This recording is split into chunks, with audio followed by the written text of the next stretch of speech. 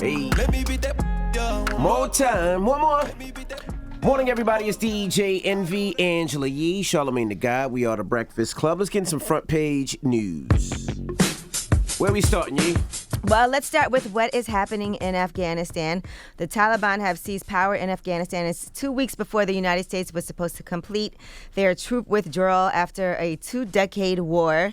Now, California Rep. Barbara Lee, she's a Democrat. She was the only member of Congress to vote against the 2001 resolution that launched America's longest war, said that the Taliban's swift takeover is proof that there is no military solution, unfortunately, in Afghanistan. She said, we've been there for 20 years. We spent over $1 trillion, and we've trained over 300,000 of the Afghan forces.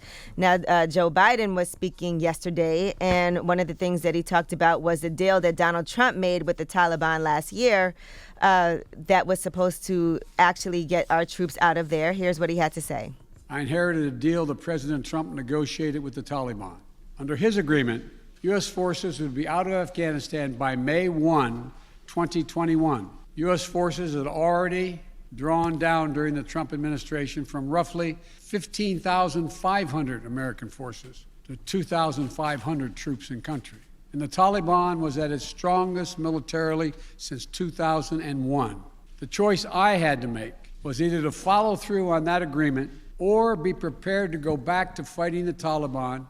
I stand squarely behind my decision. Now, Joe Biden also admitted that he did not expect this to happen so quickly, with the insurgents storming across the country and capturing all the major cities in a matter of days. This did unfold more quickly than we had anticipated. So what's happened? Afghanistan political leaders gave up and fled the country. The Afghan military collapsed, sometime without trying to fight. If anything, the developments of the past week reinforced that ending U.S. military involvement in Afghanistan now was the right decision. American troops cannot and should not be fighting in a war that Afghan forces are not willing to fight for themselves.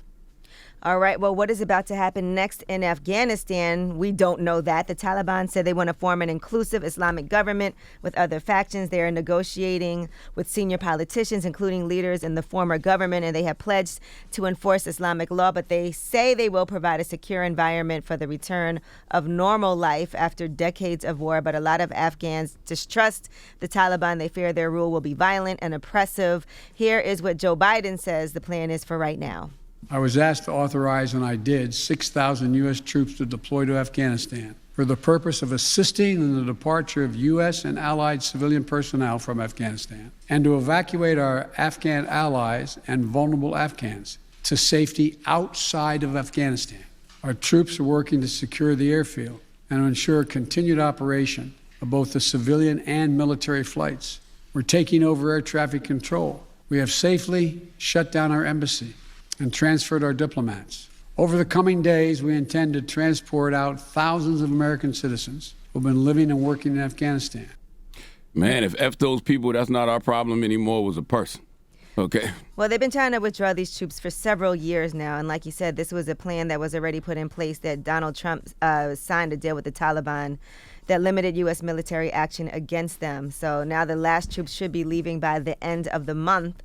And what does the Taliban takeover mean for women? That is one thing that is a major concern. Afghan women have made a lot of gains since the overthrow of the Taliban. Many of them are concerned that they'll be again confined to their homes.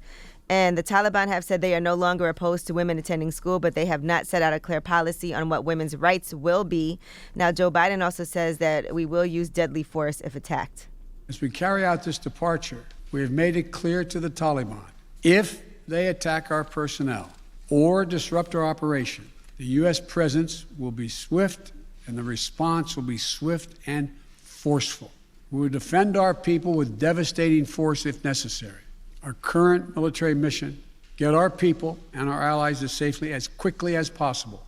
And once we have completed this mission, we will conclude our military withdrawal. We will end America's longest war. This shows that packaging and presentation is all that matters. What you mean? Because it doesn't matter what you inherited from Trump. You the president now. If you wanted to keep those soldiers in place, you could have, but you didn't want to, and that's fine. But in pulling out, millions of Afghanistani people will die.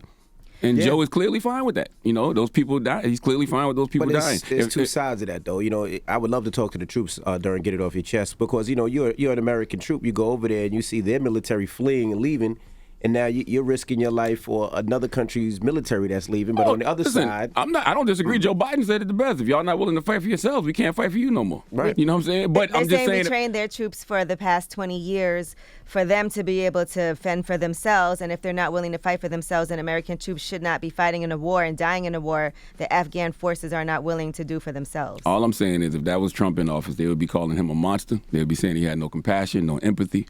But when Biden does it, people understand. Well, Trump withdrew a whole lot of the troops before this already and signed the deal with the Taliban. Absolutely, but if he would have withdrawn in this way and this would have happened under his watch, they'd be calling him a monster and saying he had no empathy, you know, and no compassion. But when Biden does it, people understand. All right, well, get it off your chest. 800-585-1051. If you need to vent, phone lines are wide open. It's the Breakfast Club. Good morning. Hello, who's this? What up, this is Andre Quinn, or Staff Sergeant Quinn, that is. Hey, Staff Sergeant, man. So you're a vet. So what are your thoughts on Afghanistan, brother? I think it's time for us to go. You know, those are good people over there. At the same time, that's one of the longest wars that have been going on since the beginning of time. Absolutely. Mm-hmm. And I just feel like that it's appropriate for us to leave because you got our troops over there, and we are the world's police.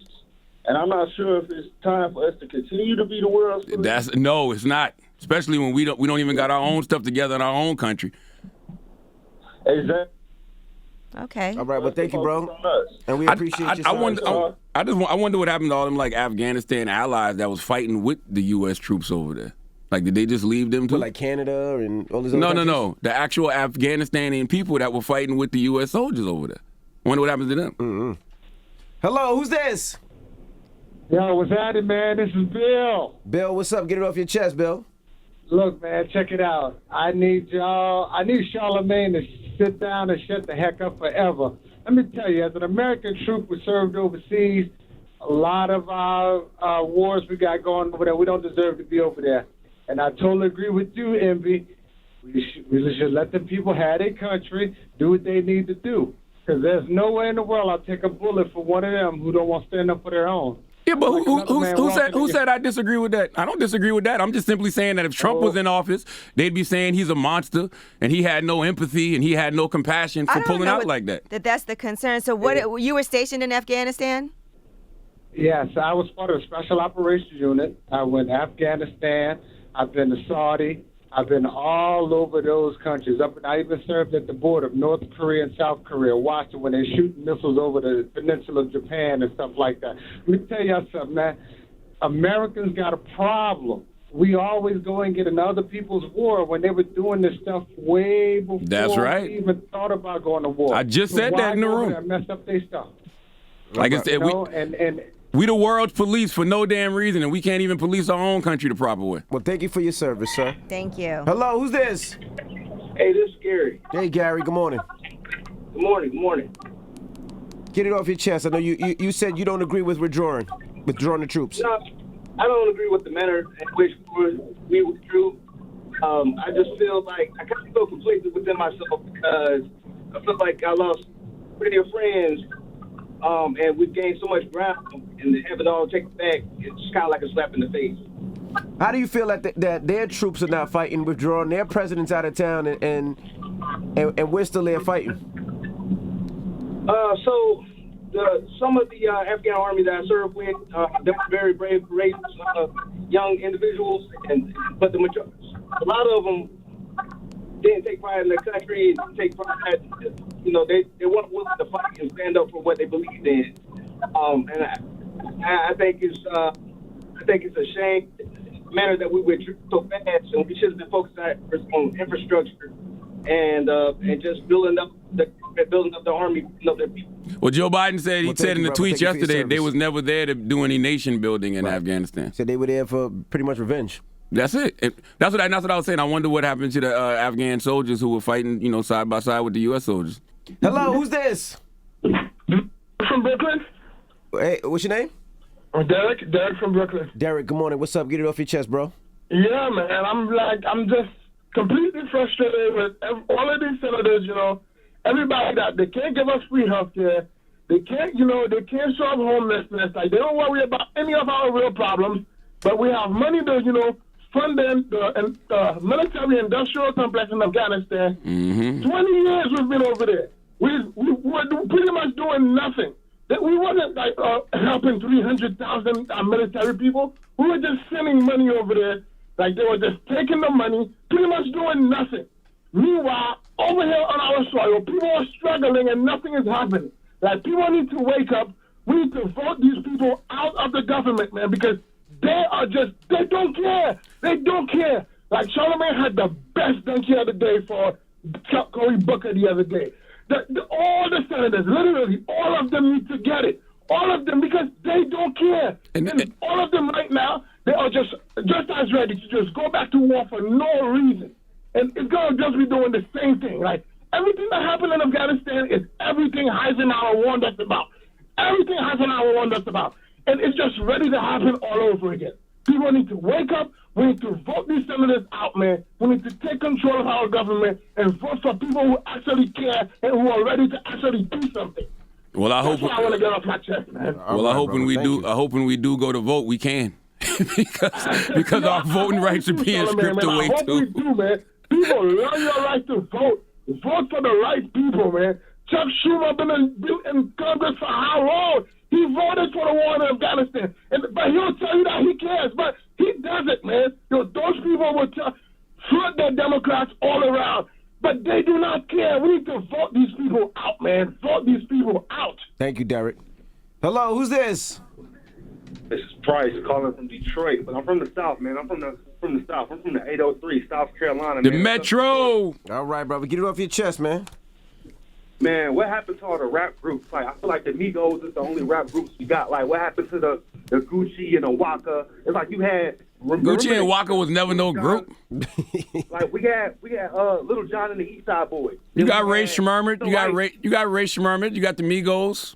Who else? You got the City Girls. City Girls, yeah. Who else we got? I can't think of no other rap group. It's like you got Griselda. They're not a rap group. Are they a rap? You consider them a group? Griselda's a group. They're a crew. I don't consider them a group. Nah, they're a group. Nah, they're not a group. group. With Eminem, they came out with a Nah, they're not a group. I consider them a crew, not a group. Definitely need more rap groups in the game right now, bro. It's like we just got single artists out there doing individually. We need more groups. I miss the group days. Put a ring on it. You still got the Locks. Don't act like, you still the Locks. Yeah, you still got the Locks. Yeah, we just seen the Locks a couple days ago. They old school, though. We need the new generation of groups. They not old school. They classic. Timeless. Vintage. All right, bro. Well, thank you, man. Appreciate you.